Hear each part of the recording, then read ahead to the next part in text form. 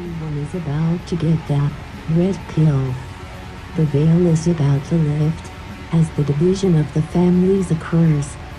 It is unfortunately true that all current religious, Wiccan astral travels and magic systems, all archaeology, history and our government's politicians, all societal belief systems and space theories, all belief of thousands of years of time and different dimensions, will be unveiled as a trick. During this war, they made us see what they wanted us to see, and this enabled them to use us as they wished. We could not see them hiding in the vehicles as judges, priests and politicians. They implanted memories of history and experiences to give us a long timeline. This war has not gone on for thousands of years. In this domain, which is called the Abyss, it has been barely 100 years. In the realm above from which we were stolen, it has been far less. The reason the PTB is panicking is because they have caught sight of the ark sent in to retrieve us. Their time is short, and we are easily led to see what we perceive to be true. Our reality is not our own. Their time is surely different than ours. It seems like a long time to us, but it's actually weeks to them. We are so valuable and capable of so much, which is why they use humanity. The levels of heaven are not that far from us. As we move into dimensions, we will merge those levels, and that is what makes this upcoming battle so much more worrisome. Things are about to change. We are caught in the crosshairs. The reward will be far grander than anything our physical bodies can imagine.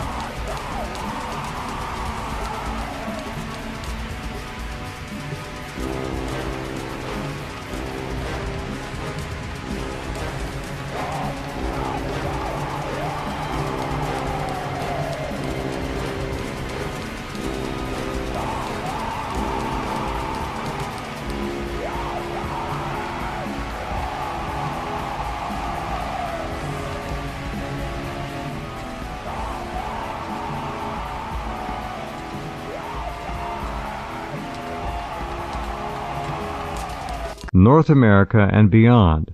Stories, these are strange stories, of people who have flat disappeared in remote locations of North America and 5 other countries. The author is David Paulides, and he is back with us tonight to talk about his brand new book and has given us 2 hours of very intriguing conversation in the past. How are you, Dave? Welcome back. I'm doing great, Jeff. Thanks for having me. Good. I noticed Whitley Strieber wrote the back cover endorsement for the book. He says, David has shined a light onto one of the greatest and most disturbing mysteries of our time, the simple and awful fact that people disappear, especially in our national parks, and little effort, if any, is made to find them, let alone inform the public about the danger. Even when massive searches are mounted and people are found, the events surrounding their loss and recovery are often far beyond logical explanation. This is the most comprehensive and expertly presented series of books on this subject ever written, and this latest volume, which includes stories from 5 countries, is sobering, chilling, and far too well researched to ignore. It is essential reading. Whitley Strieber. All right, this is Missing 411. This book seems to be bigger than the other ones. Yeah, I got rolling on it, and I didn't realize how big it was. And there's a lot of information in there. We happen to get data from other countries, so that was something that was new and unexpected, and it just grew to the size it is today. What were the 5 other countries, first of all? So it's a thrush of Europe, some couple of islands off of India, and Malaysia, and it's probably something that I had never heard of before, and some people sent me some information about an incident, and it started with France along a river in the late 1950s. A woman was walking along a river there, and she felt as though some kind of force came over her and grabbed her from behind. She could see a dark-colored, huge hand grab her up her chest and start to drag her into a thorny bush area. She started to scream. She heard a voice up above her say something. And at about that time, the weather started to change. It started to thunder, rain, and it was immediate. And the voice said something like, "Well, here you go," as though he's delivering her to somebody.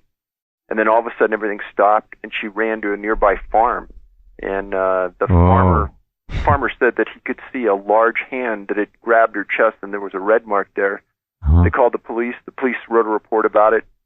And the elements of that incident mimic 80% of what I write about in the 3 books. That's spooky stuff. She was lucky. Very lucky. This suggests an abduction of a paranormal caliber, and I wonder if you see a pattern over time where the same kind of thing, maybe there are abductions of people being perpetrated by a group or something, a consciousness. She couldn't see what it was, but she felt it. And could hear it. Yeah. So one of the things that kind of got us all rolling years ago was that after you review hundreds and hundreds of cases where people disappear in the woods, and you read reports that are emanated by the Freedom of Information Act and media reports, we started to see the same sort of things time after time after time. Namely, when a search is started, canines won't track or can't find a track. Sometimes I remember that from our other visits, yeah. Exactly. Sometimes you bring the canine to the scene and they'll just lay down, or they'll walk in circles and lay down. A lot of times after the person disappears, there's a bad weather-related event that impugns the progress of the search team. All of these are rural, and we eliminate all possibility if it's a drowning or a possible suicide or it's a possible animal attack. Dogs are involved in a lot of these cases, meaning that people disappear with their dogs. An abnormal amount of these cases involve disabled people. It seems that many times when you get to the 7th to 8th day and law enforcement can't find the people, in almost every one of these cases they start talking about kidnapping or abduction. And that's law enforcement talking about that. All right, you just said 2 words, kidnapping and abduction. What's the difference in those 2 words to you, Dave? I don't really know if there is one. I think they're somewhat synonymous. I think with kidnapping, people tend to think there's some reward at the end of the tunnel. And whereas an abduction, there might not be any reward that's ever generated. But the differences are subtle. Got it. Okay. Well, abduction, of course, has that other connotation that suggests an off-planet abduction. And we don't know about that either. I guess what we have to say here is that there are so many different kinds of things that have happened to people. It's almost impossible to rule anything out. Well, sometimes I like to deviate actually away from what I write and refer to what others have written in kind of support of what our theories are. Yeah. And there was an article in OregonLive.com in June 8th this year where the writer talked about the enormous amount of disappearances in the woods of Oregon. And a staggering 189 men, and this is their words, a staggering 189 men and 51 women officially remain listed as missing since 1997 by the Oregon Office of Emergency Management. That's too many. It's enormous. That's too many. That's 15 years. That's too many. And then they go on and they talk about the type of people that have gone missing. And there's two people that have gone missing in the same area just recently, and that's in the Three Sisters Wilderness area. That's by Bend, Oregon. Right. And there's one of the guy's moms, a woman named Cynthia Boucher, 66 from Vancouver, said there is a mystery here. Both Jake and Professor Daming Zhu were experienced hikers on wilderness trails. Mm-hmm. Two grown men can't simply disappear from the mountain 5 years apart. No. I don't know where you are on we know where Whitley is on the whole UFO thing, but is it on the table with you that some of these disappearances might be chalked up to ET abductions? We do know cattle mutilations have occurred, northern hemisphere, southern hemisphere, not just cows, llamas, pigs, sheep, horses, people. They've all been mutilated in the same fashion. It's if we are being watched. Biological work is being done in a fatal, terminal way on many kinds of life forms on this planet. And abductions could be in there too, couldn't they? So people who have followed the books and followed my interviews, I don't discount anything, and I don't point a finger at anything. That's right. Now, you've been extremely professional about this whole thing. It'd be very easy for you to go in one direction or another, but you will not do that. But I should tell people that it's been almost 4.5 years now since we started, and since I was first on your show. And you're kidding me. It's been a long time. Oh, jeez. And one of the things I think that you get when you're in our position is you get a lot of emails from people who have a lot of theories. Yeah. And I could tell you that we've had probably 10 term paper length responses as to what's happening here. And no kidding. Well, there's another book. No, well, I mean, it's staggering what the amount of has been generated by people on this. And I think all the people are passionate. All of them are informed. And I think that we all go to that place in our mind that we know the most about. If you know the most about UFOs, maybe you go there. If there's another crypto topic, maybe you go there. And if you're a conspiracy believer and you think that the government might be taking us, maybe you go in that area. Then you got the satanic cult abductions as well. That's another one. Absolutely. Yeah.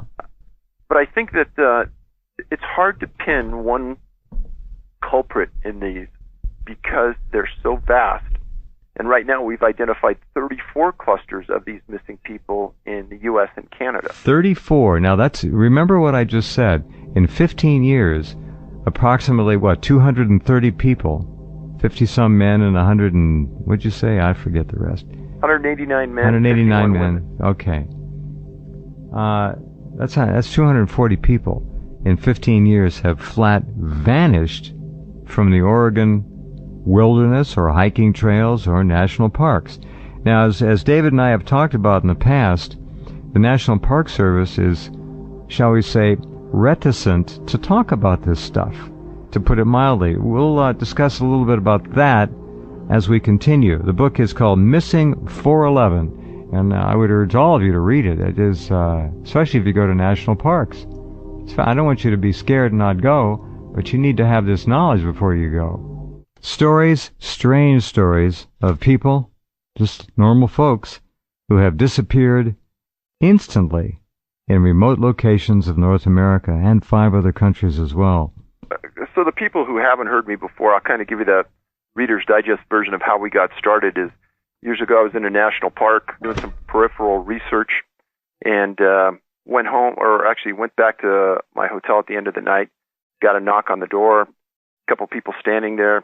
They said they knew who I was, they were watching me in the park, and they knew my work, and they had read some of my other books, and they said that they had a story to tell, and they thought that someone ought to look into it. Mm-hmm. And for people who don't know, national park rangers tend to move park to park, monument to monument every 7 to 8 years. In a career, they may be in 4 or 5 different locations. Mm-hmm. These people were senior people, and they said that at the places they were at, there was an abnormal amount of missing people.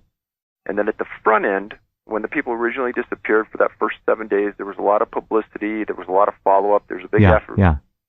And then all of a sudden, nothing. And when they tried to follow up and see what happened, they were stonewalled. And they thought that there were an abnormal amount in the parks themselves rather than in the surrounding area, which really was no different than the park. And they said that somebody ought to look into it, somebody with some law enforcement background. So they gave me the info. I drove out of the park. I called some law enforcement people right away, and I said, hey, can you see if there's a lot of people missing from these areas? They called me back in an hour and said, wow, there's something here. Went back home, filed a series of Freedom of Information Act requests against the National Park Service, specifically asking them for a list of the missing people from their system, 189 different parks and monuments, and then a specific list of the missing people from Yosemite National Park. And within about 2 weeks, I got a response that there are no lists of any missing people in the Park Service, either individually or cumulatively, and they were sorry that they couldn't fulfill my request.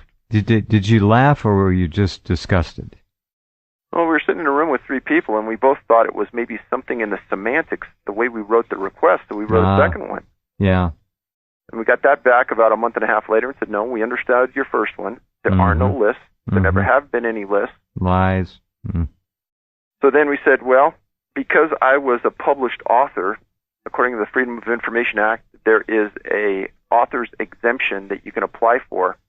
We applied for it and said we wanted a list of missing people from Yosemite and from your entire system. They came back, and this time an attorney called me from the National Park Service, which is always an interesting call. Yeah. And he said, first of all, why do you want the information? For your listeners out there that follow and understand the Freedom of Information Act, that is an inappropriate question if it's dealing with their response and whether they're going to give you the information or not. They can't ask that. Right. So I explained that I was an author. I was doing some research on a topic. I just wanted the info.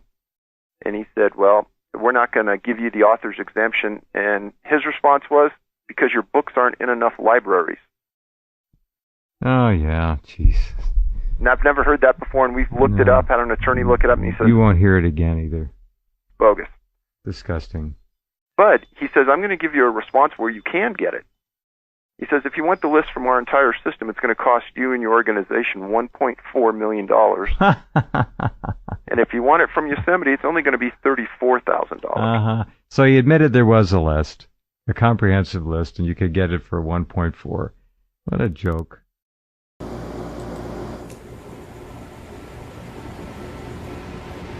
Everyone is about to get that red pill. The veil is about to lift as the division of the families occurs.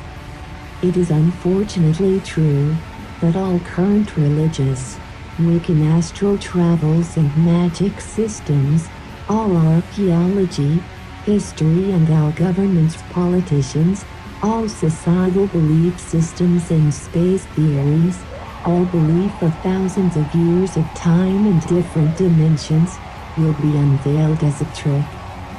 During this war, they made us see what they wanted us to see, and this enabled them to use us as they wished. We could not see them hiding in the vehicles.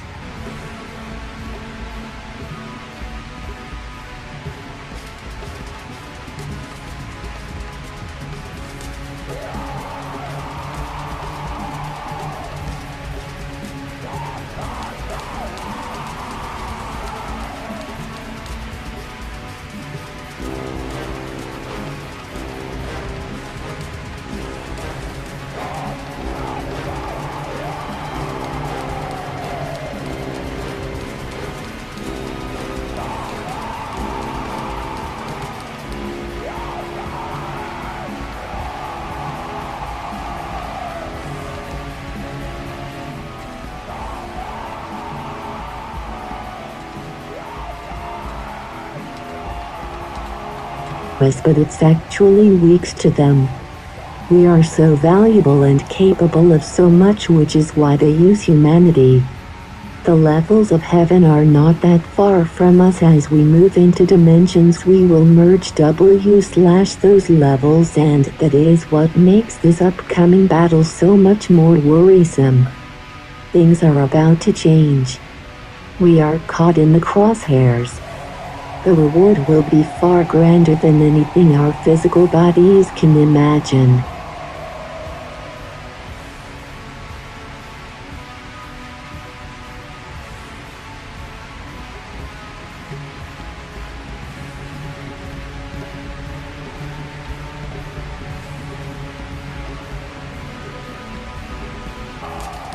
North America and beyond.